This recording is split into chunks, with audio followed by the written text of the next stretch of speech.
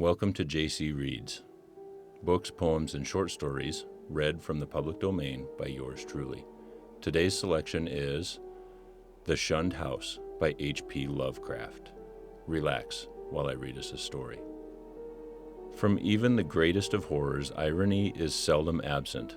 Sometimes it enters directly into the composition of events, while sometimes it relates only to their fortuitous position among persons and places. The latter sort is splendidly exemplified by a case in the ancient city of Providence, where in the late 40s Edgar Allan Poe used to sojourn often during his unsuccessful wooing of the gifted poetess, Mrs. Whitman. Poe generally stopped by the Mansion House in Benefit Street, the renamed Golden Ball Inn whose roof has sheltered Washington, Jefferson, and Lafayette. And his favorite walk led northward along the same street to Mrs. Whitman's home and the neighboring hillside churchyard of St. John's, whose hidden expanse of 18th century gravestones had for him a peculiar fascination. Howard Phillips Lovecraft died last March at the height of his career. Though only 46 years of age, he had built up an international reputation by the artistry and impeccable literary craftsmanship of his weird tales, and he was regarded on both sides of the Atlantic as probably the greatest contemporary master of weird fiction. His ability to create and sustain a mood of brooding dread and unnameable horror is nowhere better shown than in the posthumous tale presented here, The Shunned House. Now the irony is this: in this walk, so many times repeated, the world's greatest master of the terrible and the bizarre was obliged to pass a particular house on the eastern side of the street. A dingy, antiquated structure perched on the abruptly rising hillside, with a great unkempt yard dating from a time when the region was partly open country. It does not appear that he ever wrote or spoke of it, nor is there any evidence that he even noticed it. And yet that house, to the two persons in possession of certain information, equals or outranks in horror the wildest fantasy of the genius who have so often passed it unknowingly, and stands starkly leering as a symbol of all that is unutterably hideous. The house was, and for that matter still is, of a kind to attract the attention of the curious. Originally a farm or semi-farm building, it followed the average New England colonial lines of the middle 18th century. The prosperous peaked roof sort, with 2 stories and dormerless attic, and with a Georgian doorway and interior paneling dictated by the progress of taste at that time, it faced south, with one gable end buried to the lower windows in the eastward rising hill, and the other exposed to the foundations towards the street. Its construction, over a century and a half ago, had followed the grading and straightening of the road in that especial vicinity, for Benefit Street, at first called Back Street, was laid out as a lane winding amongst the graveyards of the first settlers, and straightened only when the removal of the bodies to the north burial ground made it decently possible to cut through the old family plots. At the start, the western wall had lain some 20 feet up a precipitous lawn from the roadway, but a widening of the street at about the time of the Revolution sheared off most of the intervening space, exposing the foundations so that a brick basement wall had to be made, giving the deep cellar a street frontage with a door and one window above ground, close to the new line of public travel. When the sidewalk was laid out a century ago, the last of the intervening space was removed, and Poe in his walks must have seen only a sheer ascent of dull, gray brick flush with the sidewalk and surmounted at a height of 10 feet by the antique shingled bulk of the house proper. That awful door in Benefit Street which I had left ajar. The farm-like ground extended back very deeply up the hill, almost to Wheaton Street.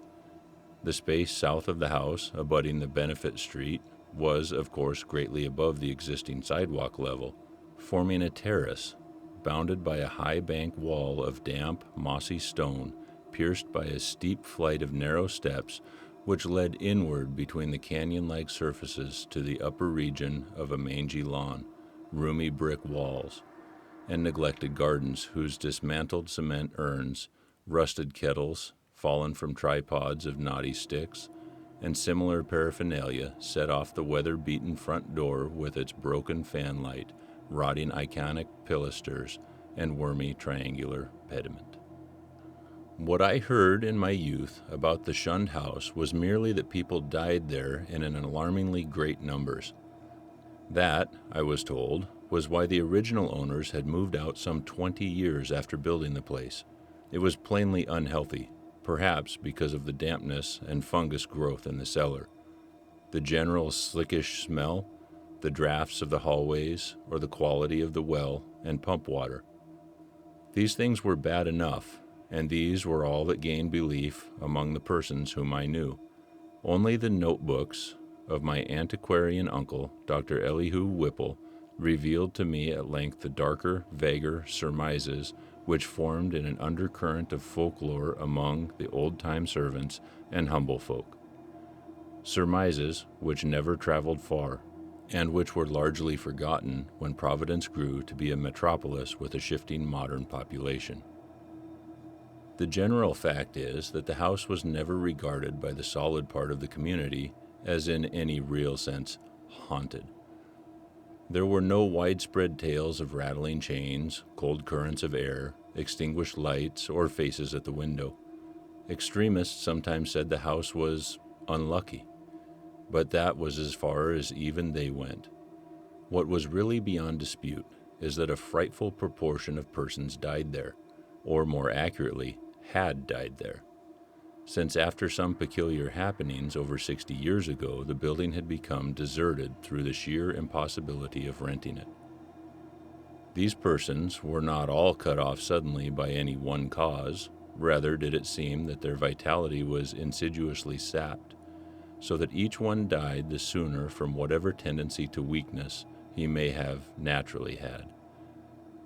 And those who did not die displayed in varying degree a type of anemia or consumption, and sometimes a decline of mental faculties, which spoke ill for the salubriousness of the building.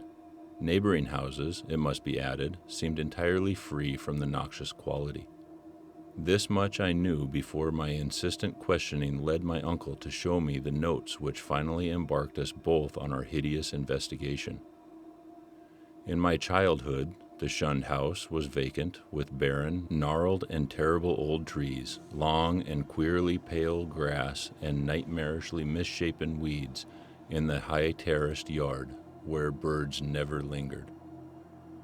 We boys used to overrun the place, and I can still recall my youthful terror not only at the morbid strangeness of the sinister vegetation, but at the eldritch atmosphere and odor of the dilapidated house, whose unlocked front door was often entered in quest of shutters. The small-paned windows were largely broken, and a nameless air of desolation hung round the precarious paneling. Shaky interior shutters, peeling wallpaper, falling plaster, rickety staircases, and such fragments of battered furniture as still remained. The dust and cobwebs added their touch of the fearful. And brave indeed was the boy who would voluntarily ascend the ladder to the attic, a vast raftered length lighted only by small blinking windows in the gable ends, and filled with a massed wreckage of chests, chairs, and spinning wheels which infinite years of deposit had shrouded and festooned into monstrous and hellish shapes. But after all, the attic was not the most terrible part of the house. It was the dank, humid cellar which somehow exerted the strongest repulsion on us. Even though it was wholly above ground on the street side, with only a thin door and window-pierced brick wall to separate it from the busy sidewalk, we scarcely knew whether to haunt it in spectral fascination or to shun it for the sake of our souls and our sanity. For one thing, the bad odor of the house was strongest there, and for another thing, we did not like the white fungus growths which occasionally sprang up in rainy summer weather from the hard earth floor. Those fungi, grotesquely like vegetation in the yard outside, were truly horrible in their outlines, detestable parodies of toadstools and Indian pipes, whose like we had never seen in any other situation. They rotted quickly and at one stage became slightly phosphorescent, so that nocturnal passers-by sometimes spoke of witch fires glowing behind the broken panes of the fetor-spreading windows. We never, even in our wildest Halloween moods, visited this cellar by night, but in some of our daytime visits could detect the phosphorescence, especially when the day was dark and wet. There was also a subtler thing we often thought we detected, a very strange thing which was, however, merely suggestive at most. I refer to a sort of cloudy, whitish pattern on the dirt floor, a vague, shifting deposit of mold or niter, which we sometimes thought we could trace amidst the sparse fungus growths near the huge fireplace of the basement kitchen. Once in a while, it struck us that this patch bore an uncanny resemblance to a doubled-up human figure, though generally no such kinship existed, and often there was no whitish deposit whatsoever. On a certain rainy afternoon, when this illusion seemed phenomenally strong, and when, in addition, I had fancied a glimpse of a kind of thin, yellowish, shimmering exhalation rising from the nitrous pattern toward the yawning fireplace, I spoke to my uncle about the matter. He smiled at this odd conceit, but it seemed that his smile was tinged with reminiscence. Later, I heard that a similar notion entered into some of the wild ancient tales of the common folk, a notion likewise alluding to ghoulish, wolfish shapes taken by smoke from the great chimney and queer contours assumed by certain of the sinuous tree roots that thrust their way into the cellar through the loose foundation stones. Not till my adult years did my uncle set before me the notes and data which he had collected concerning the Shunned House. Dr. Whipple was a sane, conservative physician of the old school, and for all his interest in the place was not eager to encourage young thoughts toward the abnormal. His own view, postulating simply a building and location of markedly unsanitary qualities, had nothing to do with abnormality, but he realized that the very picturesqueness which aroused his own interest would, in a boy's fanciful mind, take on all manner of gruesome imaginative associations. The doctor was a bachelor, a white-haired, clean-shaven, old-fashioned gentleman, and a local historian of note, who had often broken a lance with such controversial guardians of tradition as Sidney S. Ryder and Thompson W. Bicknell. He lived with one manservant in a Georgian homestead with a knocker and iron-railed steps balanced eerily on the steep ascent of North Court Street beside the ancient brick court and colony house where his grandfather, a cousin of that celebrated privateersman, Captain Whipple, who burnt His Majesty's armed schooner Gaspee in 1772, had voted in the legislature on May 4, 1776, for the independence of the Rhode Island colony. Around him, in the damp, low-ceiled library, with the musty white paneling, heavy carved overmantel, and small-paned, vine-shaded windows, were the relics and records of his ancient family, among which were many dubious allusions to the Shunned House in Benefit Street.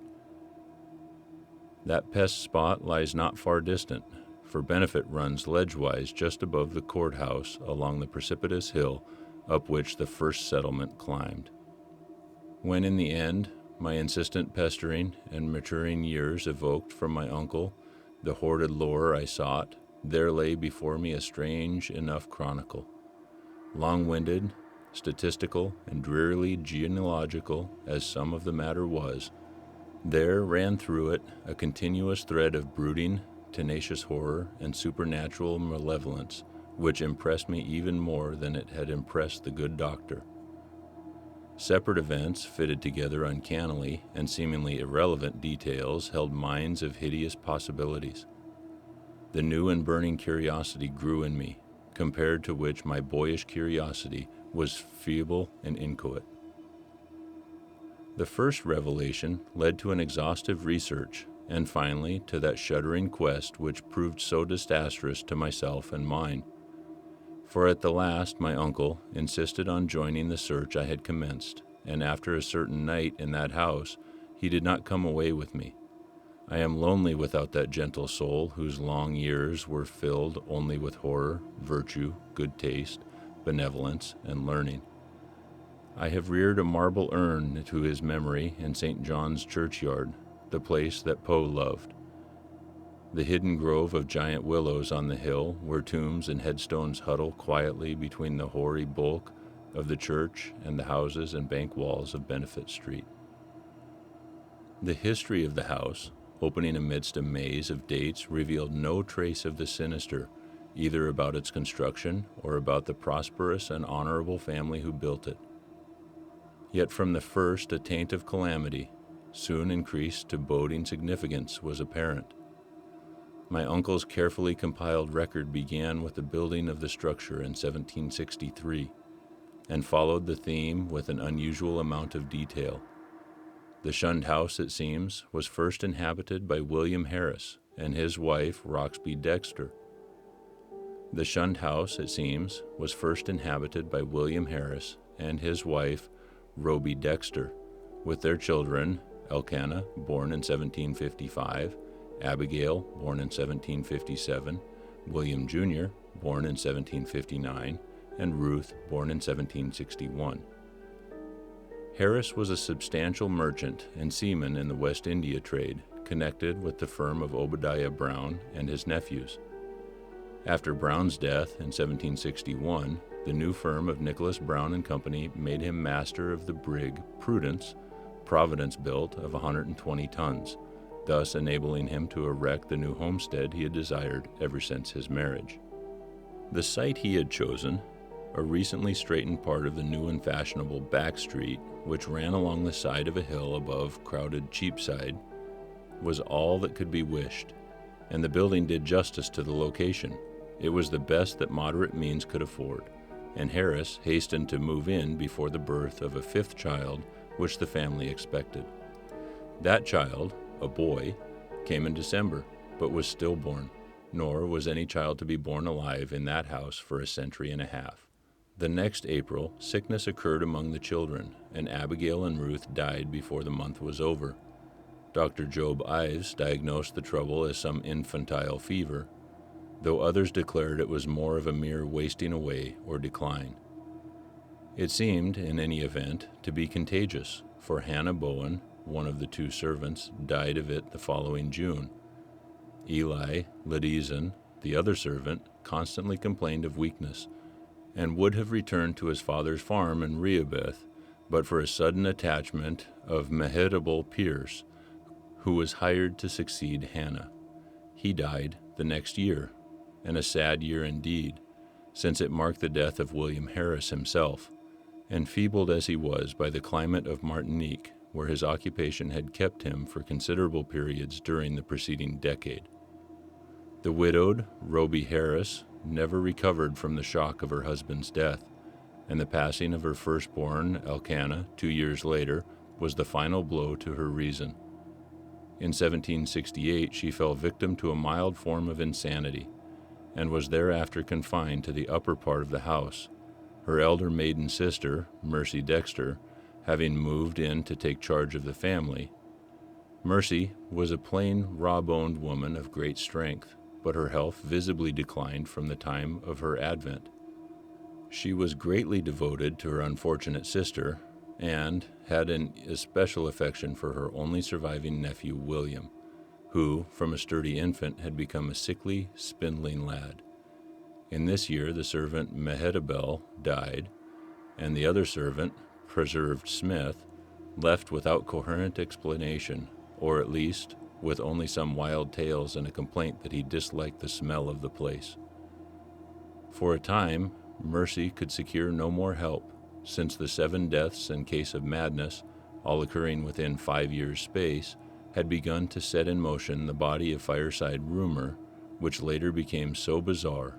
Ultimately, however, she obtained new servants from out of town, Ann White, a morose woman from that part of the North Kingstown now set off as the township of Exeter, and a capable Boston man named Zenas Lowe.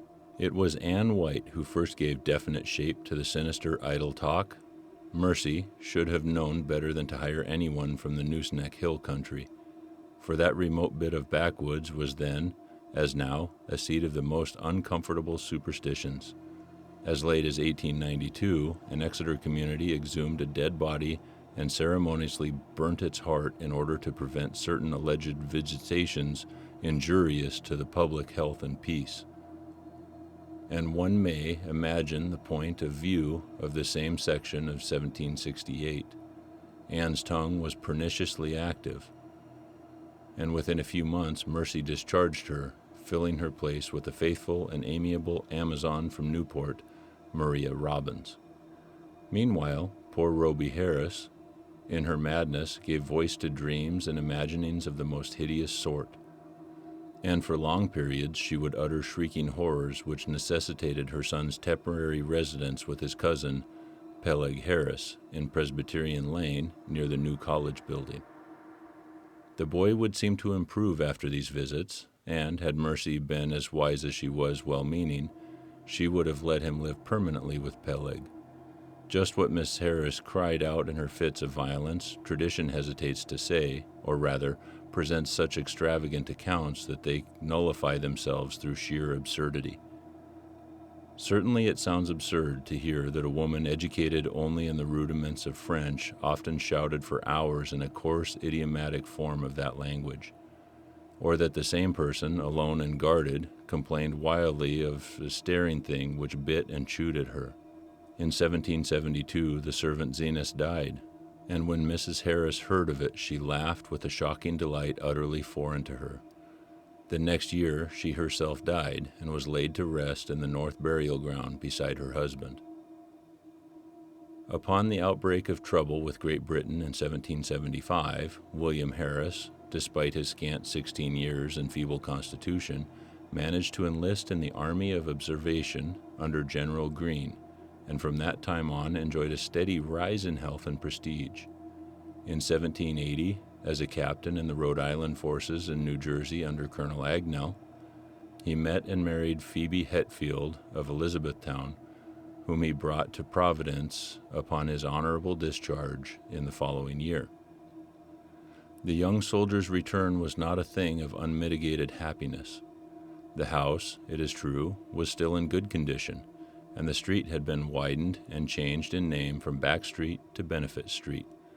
But Mercy Dexter's once robust frame had undergone a sad and curious decay, so that she was now a stooped and pathetic figure with a hollow voice and disconcerting pallor. Qualities shared, to a singular degree, by the one remaining servant, Maria. In the autumn of 1782, Phoebe Harris gave birth to a stillborn daughter, and on the 15th of the next May, Mercy Dexter took leave of a useful, austere, and virtuous life. William Harris, at last thoroughly convinced of the radically unhealthy nature of his abode, now took steps towards quitting it and closing it forever, securing temporary quarters for himself and his wife at the newly opened Golden Ball Inn. He arranged for the building of a new and finer house in Westminster Street, in the growing part of the town across the Great Bridge. There, in 1785, his son Dutay was born, and there the family dwelt till the encroachments of commerce drove them back across the river and over the hill to Agnell Street, in the newer East Side residence district, where the late Archer Harris built his sumptuous but hideous French-roofed mansion in 1876. William and Phoebe both succumbed to the yellow fever epidemic of 1797, but Dutay was brought up by his cousin Rathbone Harris, Peleg's son. Rathbone was a practical man and rented the Benefit Street house despite William's wish to keep it vacant. He considered it an obligation to his ward to make the most of all the boy's property, nor did he concern himself with the deaths and illness which caused so many changes of tenants, or the steadily growing aversion with which the house was generally regarded. It is likely that he felt only vexation when, in 1804, the town council ordered him to fumigate the place with sulfur, tar, and gum camphor on account of the much-discussed deaths of 4 persons, presumably caused by the then diminishing fever epidemic. They said the place had a febrile smell. Doutet himself thought little of the house, for he grew up to be a privateersman and served with distinction on the Vigilante under Captain Cahoon in the War of 1812. He returned unharmed, married in 1814, and became a father on that memorial night of September 23, 1815, when a great gale drove the waters of the bay over half the town and floated a tall sloop well up Westminster Street, so that its masts almost tapped the Harris windows in symbolic affirmation that the new boy, Welcome, was a seaman's son. Welcome did not survive his father, but lived to perish gloriously at Fredericksburg in 1862. Neither he nor his son Archer knew of the Shunned House as other than a nuisance almost impossible to rent, perhaps on account of the mustiness and sickly odor of unkempt old age. Indeed, it never was rented after a series of deaths culminating in 1861, which the excitement of the war tended to throw into obscurity. Carrington Harris, last of the male line, knew it only as a deserted and somewhat picturesque center of a legend until I told him my experience. He had meant to tear it down and build an apartment house on the site, but after my account, decided to let it stand, install plumbing, and rent it. Nor has he yet had any difficulty in obtaining tenants. The horror has gone. It may well be imagined how powerfully I was affected by the annals of the Harrises. In this continuous record, there seemed to me to be a brood of persistent evil beyond anything in nature as I had known it, an evil clearly connected with the house and not with the family. This impression was confirmed by my uncle's less systematic array of miscellaneous data, legends transcribed from servant gossip, cuttings from the papers, copies of death certificates by fellow physicians, and the like. All of this material I cannot hope to give, for my uncle was a tireless antiquarian and very deeply interested in the Shunned House, but I may refer to several dominant points which earn notice by their recurrence through many reports from diverse sources. For example, the servant gossip was practically unanimous in attributing to the fungus and malodorous cellar of the house a vast supremacy of evil influence. There had been servants, and white especially, who would not use the cellar kitchen, and at least 3 well-defined legends bore up upon the queer, quasi-human or diabolic outlines assumed by tree roots and patches of mold in that region. These latter narratives interested me profoundly, on account of what I had seen in my boyhood, but I felt that most of the significance had in each case been largely obscured by the additions from the common stock of local ghost lore. Anne White, with her Exeter superstition, had promulgated the most extravagant and, at the same time, most consistent tale, alleging that there must lie buried beneath the house one of those vampires, the dead who retain their bodily form and live on the blood or breath of the living, whose hideous legions send their preying shapes or spirits abroad by night. To destroy a vampire one must, the grandmothers say, exhume it and bury its heart, or at least drive a stake through that organ, and Anne's dogged insistence on a search under the cellar had been prominent in bringing about her discharge. Her tales, however, commanded a wide audience, and were the more readily accepted because the house indeed stood upon land once used for burial purposes. To me, their interest deepened less on the circumstance than on the peculiar, appropriate way in which they dovetailed with certain other things. The complaint of the departing servant, Preserved Smith, who had preceded Anne and never heard of her, that something sucked his breath at night in the death certificates of the fever victims of 1804, issued by Dr. Chad Hopkins, and showing the 4 deceased persons all unaccountably lacking in blood, and the obscure passages of poor Roby Harris's ravings, where she complained of the sharp teeth of the glassy-eyed, half-visible presence. Free from unwarranted superstition though I am, these things produced in me an odd sensation, which was intensified by a pair of widely separated newspaper cuttings relating to deaths in the Shunned House, one from the Providence Gazette and Country Journal of April 12, 1815, and the other from the Daily Transcript and Chronicle of October 27, 1845, each of which detailed an appallingly grisly circumstance whose duplication was remarkable. It seems that in both instances the dying person, in 1815 a gentle old lady named Stafford, and in 1845 a schoolteacher of middle age named Eleazar Durfee, became transfigured in a horrible way, glaring gassily and attempting to bite the throat of the attending physician. Even more puzzling, though, was the final case, which put an end to the renting of the house, a series of anemia deaths preceded by progressive madness wherein the patient would craftily attempt the lives of his relatives by incisions in the neck or wrist. This was in 1860 and 1861, when my uncle had just begun his medical practice, and before leaving for the front he heard much of it from his elder professional colleagues. The really inexplicable thing was the way in which the victims, ignorant people, or the ill-smelling and widely shunned house could now be rented to no others, would babble maledictions in French, a language they could not possibly have studied to any extent. It made one think of poor Roby Harris, nearly a century before, and so moved my uncle that he commenced collecting historical data on the house after listening, sometime subsequent to his return from the war, to the first-hand account of Doctors Chase and Whitmarsh. Indeed, I could see that my uncle had thought deeply on the subject, and that he was glad of my own interest, an open-minded and sympathetic interest which enabled him to discuss with me matters at which others would merely have laughed. His fancy had not gone so far as mine, but he felt that the place was rare in its imaginative potentialities, and worthy of a note of inspiration in the field of the grotesque and macabre. For my part, I was disposed to take the whole subject with profound seriousness, and began at once not only to review the evidence, but to accumulate as much more as I could.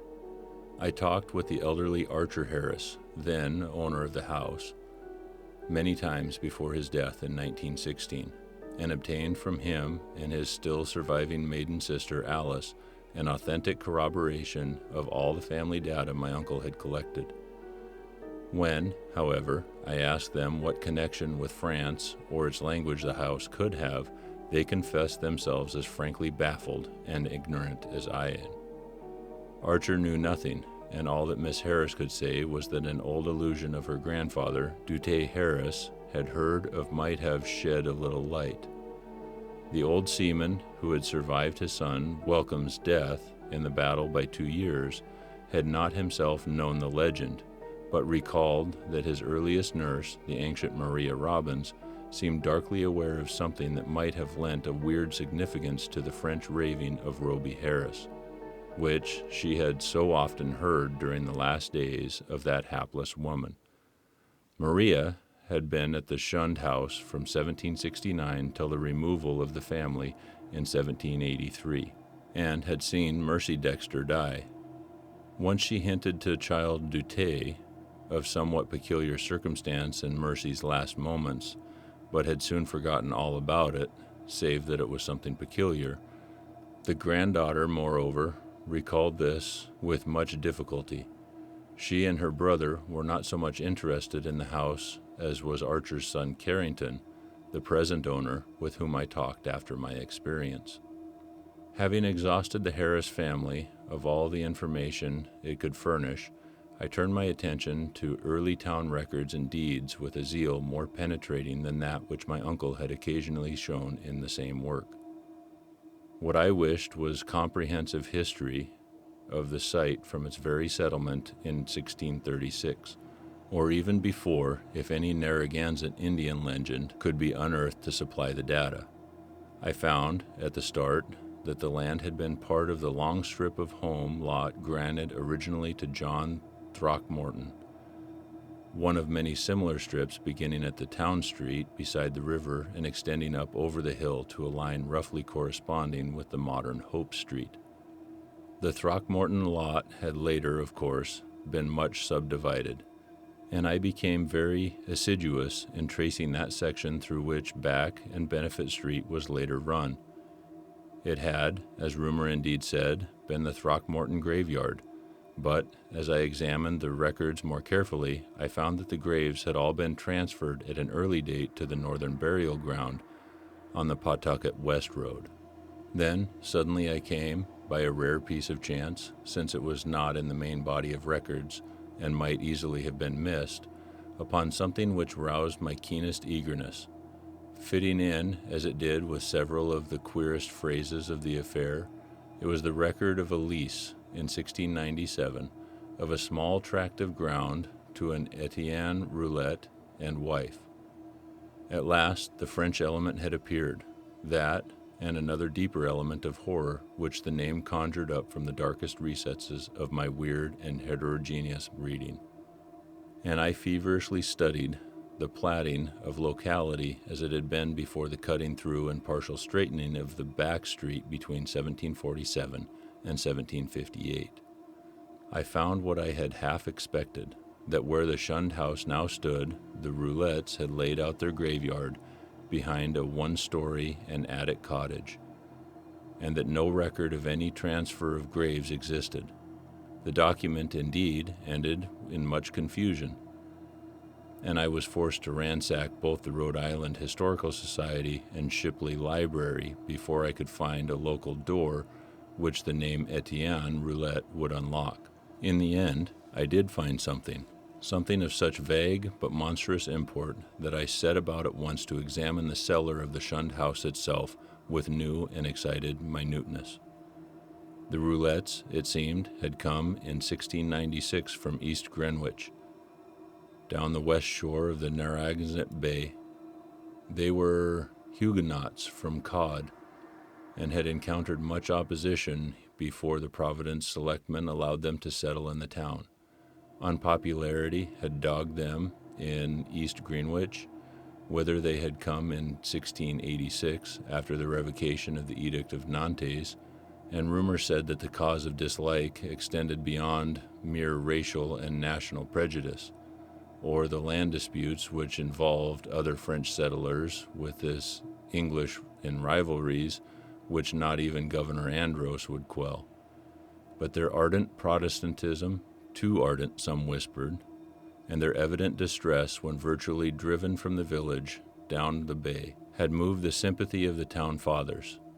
Here the strangers had been granted a haven, and the swarthy Etienne Roulette, less apt at agriculture than at reading queer books and drawing queer diagrams, was given a clerical post in the warehouse at Pardon Tillinghast's Wharf, far south in Town Street. There had, however, been a riot of some sort later on, perhaps 40 years later, an old Roulette's death, and no one seemed to hear of the family after that. For a century and more, it appeared, the Roulettes had been well remembered and frequently discussed as vivid incidents of the quiet life of a New England seaport. Etienne's son Paul, a surly fellow whose erratic conduct had probably provoked the riot which wiped out the family, was particularly a source of speculation. And though Providence never shared the witchcraft panics of her Puritan neighbors, it was freely intimated by old wives that his prayers were neither uttered at the proper time nor directed toward the proper object. All this had undoubtedly formed the basis of the legend known by old Maria Robbins. What relation it had to the French ravings of Roby Harris and other inhabitants of the Shunned House, imagination or future discovery alone could determine. I wondered how many of those who had known the legend realized that additional link with the terrible which my wider reading had given me, that ominous item in the annals of morbid horror which tells of the creature Jacques Roulette of Cod, who in 1598 was condemned to death as a demoniac, but afterwards saved from the stake by the Paris Parliament and shut in a madhouse. He had been found covered with blood and shreds of flesh in a wood, shortly after the killing and rending of a boy by a pair of wolves. One wolf was seen to lope away unhurt, surely a pretty hearthside tale, with a queer significance as to name and place.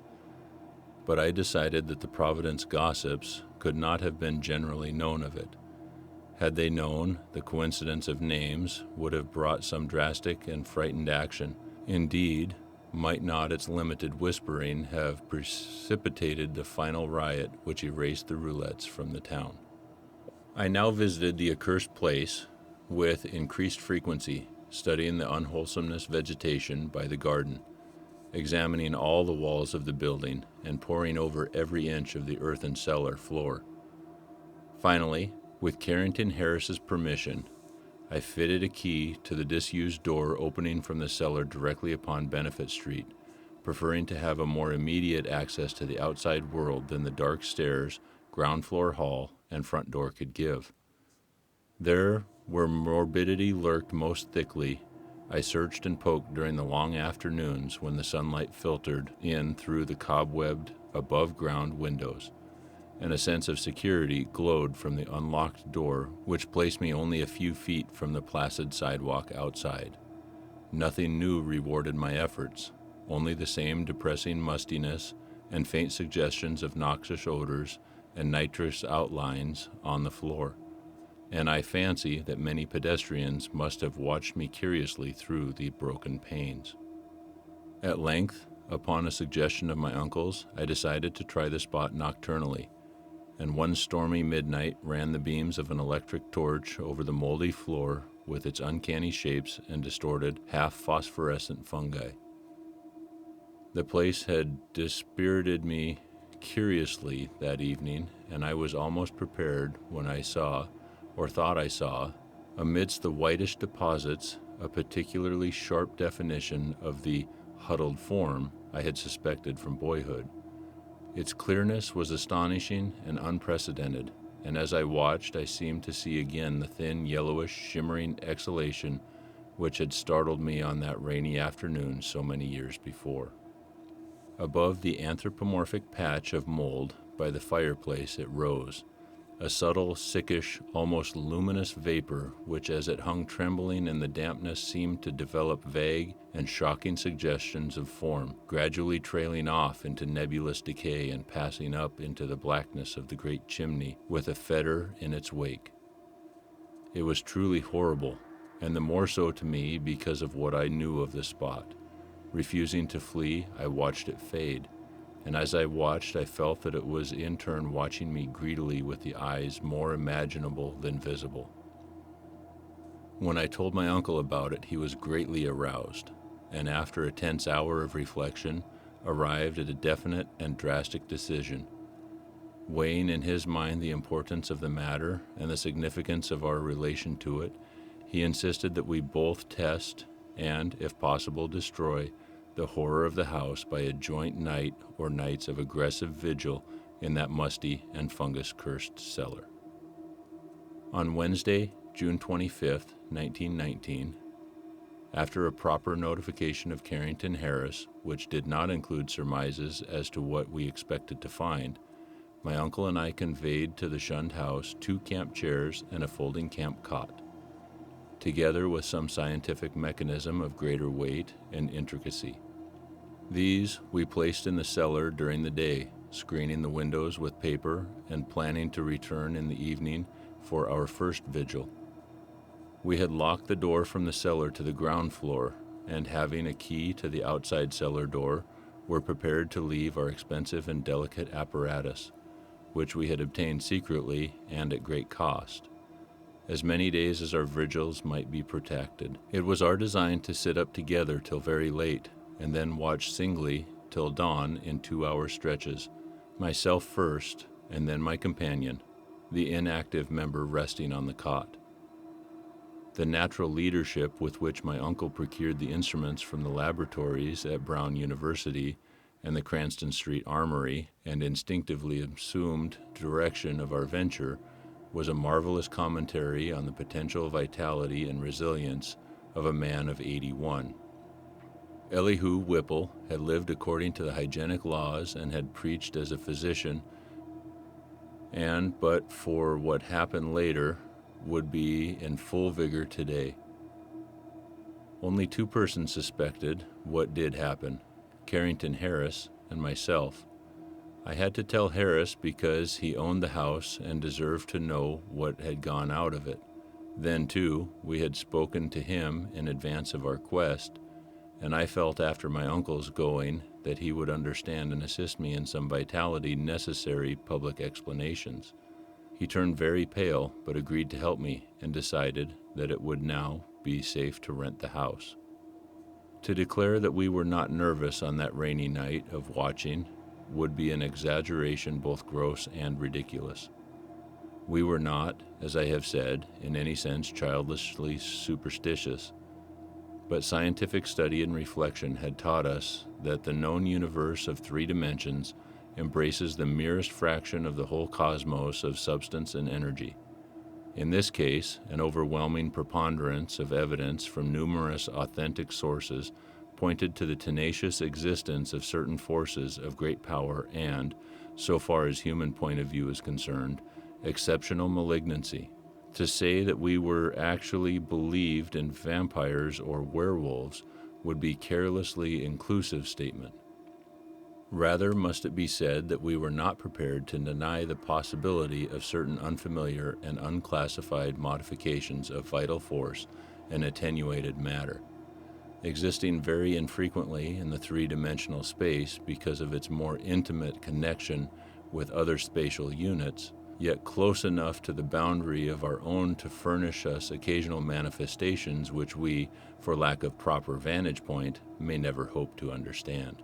In short, it seemed to my uncle and me that an incontrovertible array of facts pointed to some lingering influence in the Shunned House, traceable to one or another of the ill-favored French settlers of 2 centuries before, and still operative, though rare and unknown laws of atomic and electronic motion, that the family of Roulet had possessed an abnormal affinity for outer circles of entity, dark spheres which for normal folk hold only repulsion and terror. Their recorded history seemed to prove, had not then the riots of those bygone 1730s set moving certain kinetic patterns in the morbid brain of one or more of them, notably the sinister Paul Roulet, which obscurely survived the bodies murdered and buried by the mob and continued to function in some multiple dimension space along the original lines of force determined by a frantic hatred of the encroaching community. Such a thing was surely not a physical or biochemical impossibility in the light of a newer science, which includes the theories of relativity and intra-atomic action. One might easily imagine an alien nucleus of substance or energy, formless or otherwise, kept alive by imperceptible or immaterial subtractions from the life force or bodily tissue and fluids of other and more palpably living things into which it penetrates and with whose fabric it sometimes completely merges itself. It might be actively hostile, or it might be dictated merely by blind motives of self-preservation. In any case, such a monstrous must of necessity be in our scheme of things an anomaly and an intruder, whose expiration forms a primary duty with every man, not an enemy to the world's life, health, and sanity. What baffled us was our utter ignorance to the aspect in which we might encounter the thing. No sane person had ever seen it, and few had ever felt it definitely. It might be pure energy, or a form of ethereal and outside the realm of substance, or it might be partly material, some unknown and equivocal mass of plasticity, capable of changing at will to nebulous approximations of the solid, liquid, gaseous, or tenuously unparticled states. The anthropomorphic patch of mold on the floor, the form of the yellowish vapor, and the curvature of the tree roots in some of the old tales all argued at least a remote and reminiscent connection with the human shape, but now representative or permanent that similarity might be, none could say with any kind of certainty. We had devised 2 weapons to fight it, a large and specially fitted Crookes tube operated by powerful storage batteries and provided with peculiar screens and reflectors in case it proved intangible. in case it proved intangible and opposable only by vigorously destructive ether radiations, and a pair of military flamethrowers of the sort used in World War, in case it proved partially material and susceptible of mechanical destruction. For like the superstitions Exeter rustics, we were prepared to burn the thing's heart out if heart existed to burn. All this aggressive mechanism we set in the cellar in positions carefully arranged with reference to the cot and chairs, and to the spot before the fireplace where the mold had taken strange shapes. That suggestive patch, by the way, was only faintly visible when we placed our furniture and instruments, and when we returned that evening for the actual vigil. For a moment, I half doubted that I had ever seen it in the more definitely lined form, but then I thought of the legends. Our cellar vigil began at 10 p.m. daylight saving time, and as it continued, we found no promise of pertinent developments. A weak, filtered glow from the rain-harassed street lamps outside, and a feeble phosphorescence from the detestable fungi within, showed the dripping stone of the walls, from which all traces of whitewash had vanished. The dank, fetid, and mildew-tainted hard earth floor, with its obscene fungi, the rotting remains of what had been stools, chairs, and tables, and other more shapeless furniture, the heavy planks and massive beams of the ground floor overhead, the decrepit plank floor leading to bins and chambers beneath other parts of the house, the crumbling stone staircase with ruined wooden handrail, and the crude and cavernous fireplace of blackened brick where rusted iron fragments revealed the past presence of hooks, andirons, spit, crane, and the door to the Dutch oven.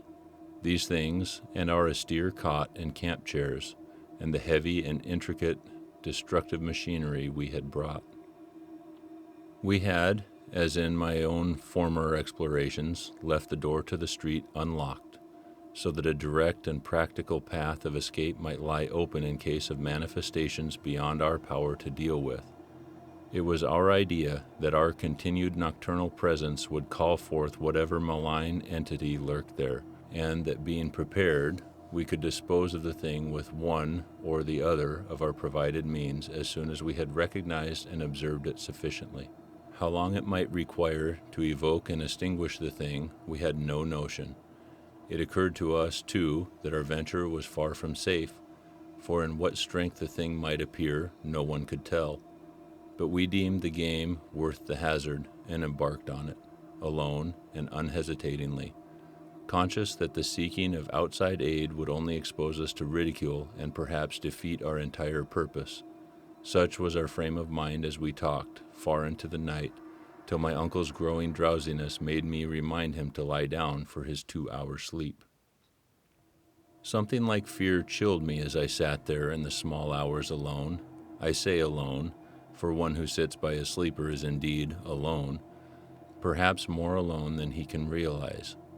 My uncle breathed heavily, his deep inhalations and exhalations accompanied by the rain outside, and punctuated by another nerve-wracking sound of distant dripping water within, for the house was repulsively damp even in dry weather, and in this storm positively swamp-like. I studied the loose, antique masonry of the walls, and the fungus light and the feeble rays which stole in from the street through the screened window, and once, when the noisome atmosphere of the place seemed about to sicken me, I opened the door and looked up and down the street, feasting my eyes on familiar sights and my nostrils on wholesome air. Still nothing occurred to reward my watching, and I yawned repeatedly, fatigued, getting the better of apprehension. Then the stirring of my uncle in his sleep attracted my notice. He had turned restlessly on the cot several times during the latter half of the first hour, but now he was breathing with unusual irregularity, occasionally heaving a sigh which held more than a few of the qualities of a choking man. I turned my electric flashlight on him and found his face averted, so rising and crossing to the other side of the cot, I again flashed the light to see if he seemed in any pain. What I saw unnerved me most surprisingly, considering its relative triviality.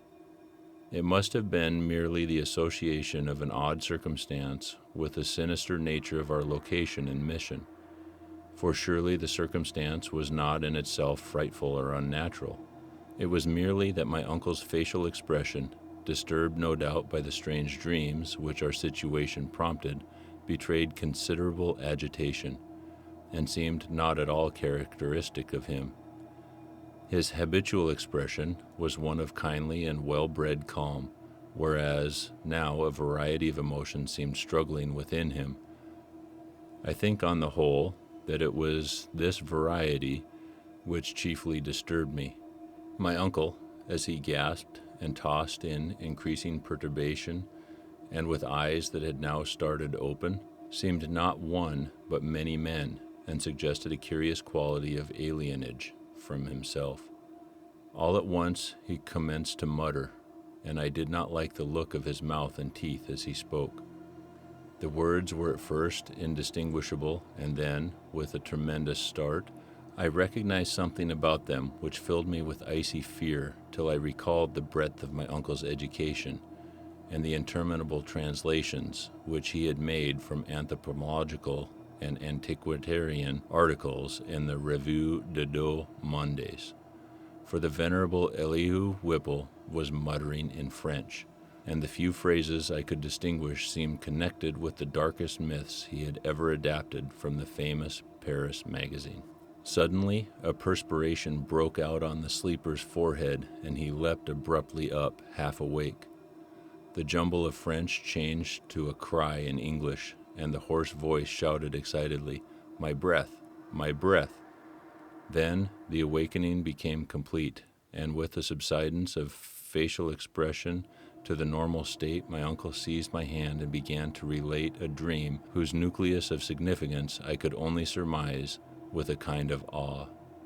He had, he said, floated off from a very ordinary series of dream pictures into a scene whose strangeness was related to nothing he had ever read. It was of this world, and yet not of it, a shadowy geometrical confusion in which could be seen elements of familiar things in most unfamiliar and perturbing combinations.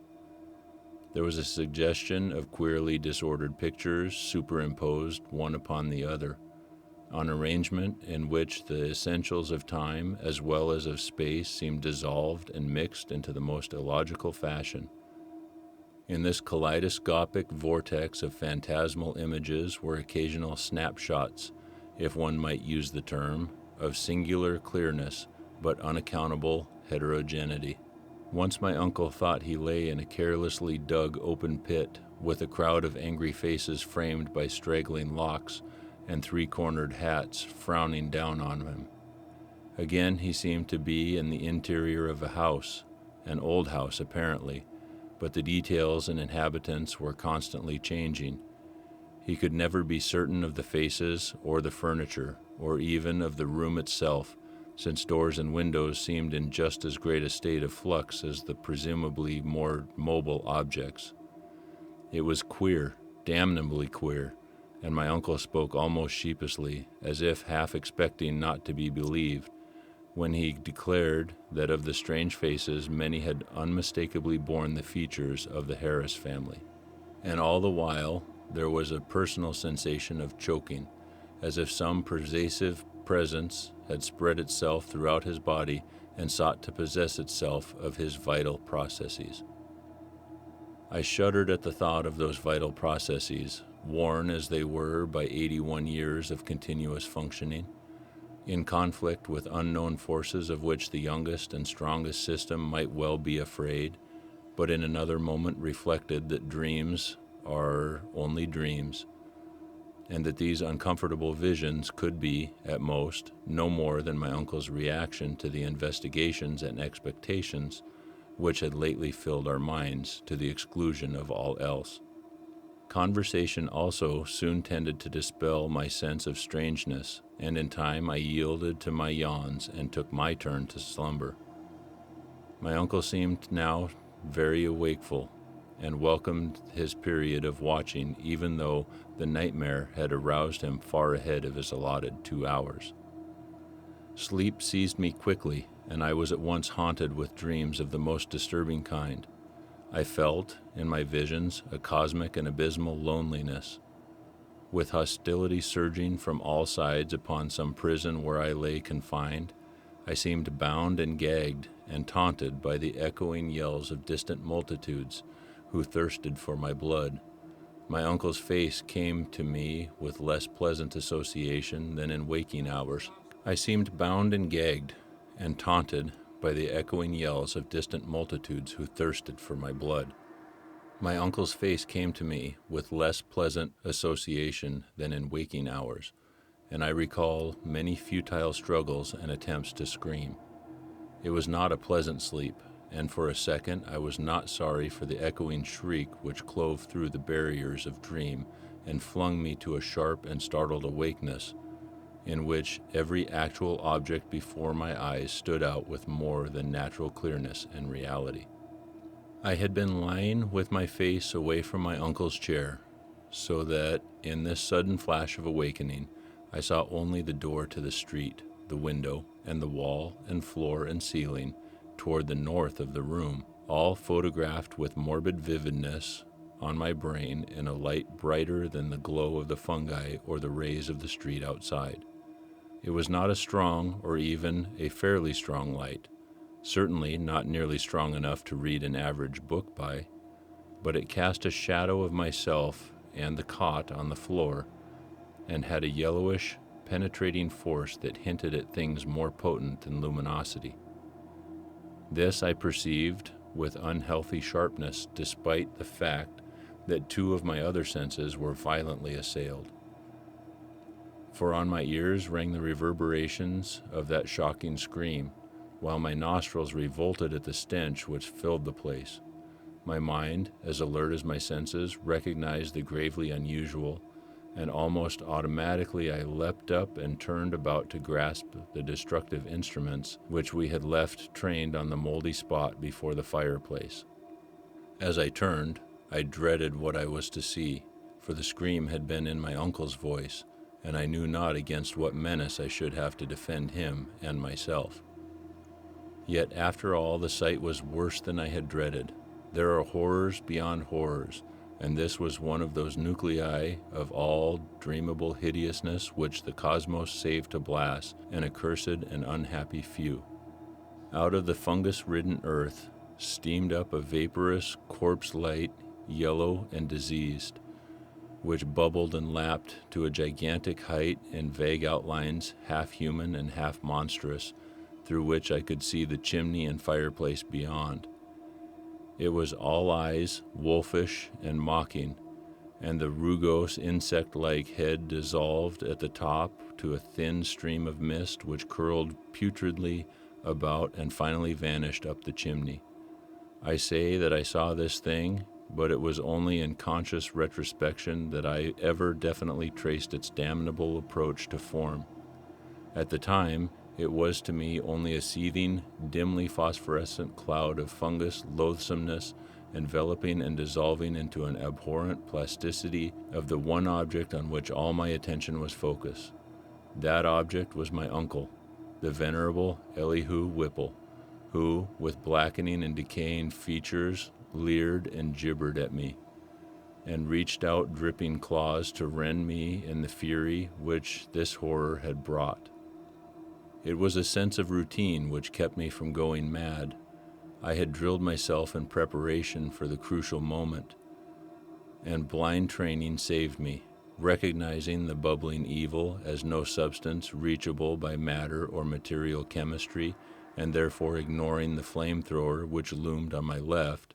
I threw on the current of the Crookes tube apparatus and focused toward that scene of immortal blaspheminess the strongest ether radiations which man's art can arouse from the spaces of fluids in nature.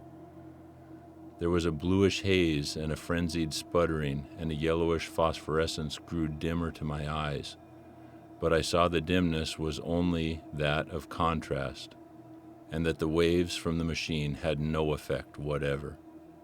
Then, in the midst of that demoniac spectacle, I saw a fresh horror which brought cries to my lips and sent me fumbling and staggering toward that unlocked door to the quiet street, careless of what abnormal terrors I loosed upon the world, or what thoughts or judgments of men I brought down upon my head.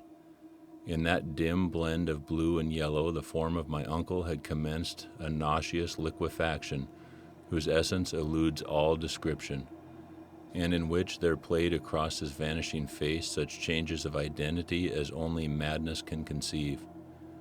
He was at once a devil and a multitude, a charnel house and a pageant, lit by mixed and uncertain beams.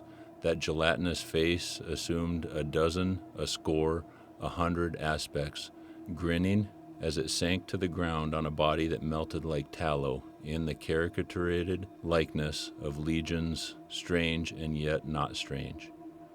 I saw the features of the Harris line, masculine and feminine, adult and infantile, and other features old and young, coarse and refined, familiar and unfamiliar. For a second there flashed a degraded counterfeit of a miniature of a poor mad Roby Harris that I had seen in the School of Design Museum, and another time I thought I caught the raw-boned image of Mercy Dexter, as I recalled her from a painting in Carrington Harris's house. It was frightful beyond conception. Toward the last, when a curious blend of servant and baby visages flickered close to the fungus floor where a pool of greenish grease was spreading, it seemed as though the shifting features fought against themselves and strove to form contours like those of my uncle's kindly face. I like to think that he existed at that moment, and that he tried to bid me farewell. It seems to me I hiccuped a farewell from my own parched throat as I lurched out into the street, a thin stream of grease following me through the door to the rain-drenched sidewalk. The rest is shadowy and monstrous. There was no one in the soaking street, and in all the world there was no one I dared tell. I walked aimlessly south past College Hill and the Athenaeum down Hopkins Street, and over the bridge to the business section where the tall buildings seemed to guard me as modern material things guard the world from ancient and unwholesome wonder. Then gray dawn unfolded wetly from the east, silhouetting the archaic hill and its venerable steeples, and beckoning me to the place where my terrible work was still unfinished, and in the end I went, wet, hatless, and dazed in the morning light, and entered that awful door in Benefit Street, which I had left ajar, and which still swung cryptically in full sight of the early householders to whom I dared not speak. The grease was gone, for the moldy floor was porous, and in front of the fireplace was no vestige of the giant, doubled-up form traced in niter. I looked at the cot, the chairs, the instruments, my neglected hat, and the yellow straw hat of my uncle. Dazedness was uppermost, and I could scarcely recall what was a dream and what was reality. Then thought trickled back, and I knew that I had witnessed things more horrible than I had dreamed. Sitting down, I tried to conjecture as nearly as sanity would let me just what had happened, and how I might end the horror, and if indeed it had been real. Matter it seemed not to be, nor ether, nor anything else conceivable by mortal mind. What, then, but some exotic emanation, some vampirish vapor such as Exeter rustics tell of as lurking over certain churchyards? This I felt was the clue, and again I looked at the floor before the fireplace where the mold and niter had taken strange forms. In 10 minutes my mind was made up, and taking my hat I set out for home, where I bathed, ate, and gave my telephone an order for a pickaxe, a spade, a military gas mask, and 6 carboys of sulfuric acid, all to be delivered the next morning at the cellar door of the Shunned House in Benefit Street. After that I tried to sleep, and, failing, passed the hours in reading and in the composition of inane verses to counteract my mood. At 11 a.m. the next day I commenced digging. It was sunny weather, and I was glad of that. I was still alone, for as much as I feared the unknown horror I sought, there was more fear in the thought of telling anybody. Later I told Harris only through sheer necessity, and because he had heard odd tales from the old people which disposed him ever so little toward belief. As I turned up the sinking black earth in front of the fireplace, my spade caused a vicious yellow ichor to ooze from the white fungi which it severed. I trembled at the dubious thoughts of what I might uncover, some secrets of inner earth that were not good for mankind, and this seemed to be one of them. My hand shook perceptibly, but still I delved.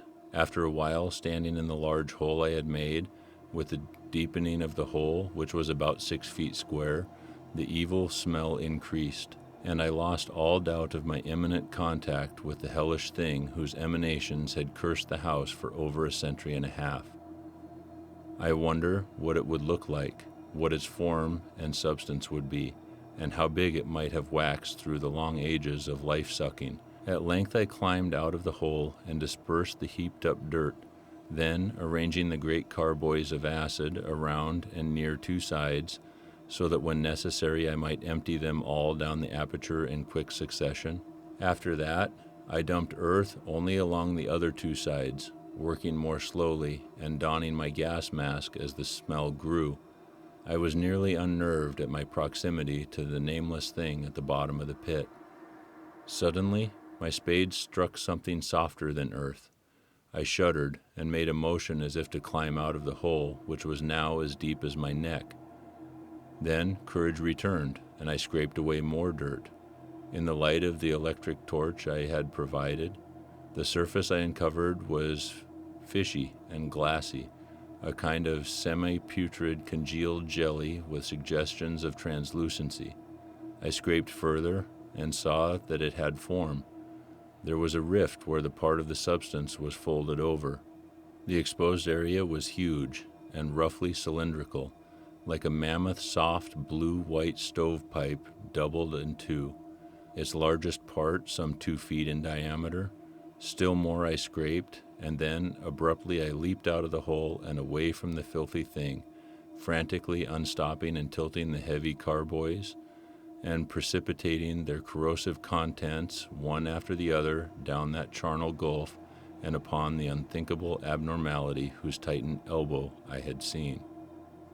The blinding maelstrom of greenish-yellow vapor which surged tempestuously up from that hole as the floods of acid descended will never leave my memory. All along the hill people tell of the yellow day when the virulent and horrible fumes arose from the factory waste dumped in the Providence River. But I know how mistaken they are as to the source. They tell, too, of the hideous roar which at the same time came from some disordered water pipe or gas main underground. But again, I could correct them if I dare. It was unspeakably shocking, and I do not see how I lived through it. I did faint after emptying the 4th carboy, which I had to handle after the fumes had begun to penetrate my mask, but when I recovered I saw that the hole was emitting no fresh vapors. The 2 remaining carboys I emptied down without particular result, and after a time I felt it safe to shovel the earth back into the pit. It was twilight before I was done, but fear had gone out of the place. The dampness was less fetid, and all the strange fungi had withered to a kind of harmless grayish powder which blew ash-like along the floor. One of earth's nethermost terrors had perished forever, and if there be a hell, it had been received at last the demon soul of an unhallowed thing. And as I patted down the last spadeful of mold, I shed the first of the many tears with which I have paid unaffected tribute to my beloved uncle's memory. The next spring, no more pale grass and strange weeds came up in the Shunned House's terraced garden, and shortly afterward Carrington's Harris rented the place. It is still spectral, but its strangeness fascinates me, and I shall find mixed with my relief a queer regret when it is torn down to make way for a tawdry sharp or vulgar apartment building. The barren old trees in the yard have begun to bear small, sweet apples, and last year the birds nested in their gnarled boughs. Thanks for being here with me. Till next time.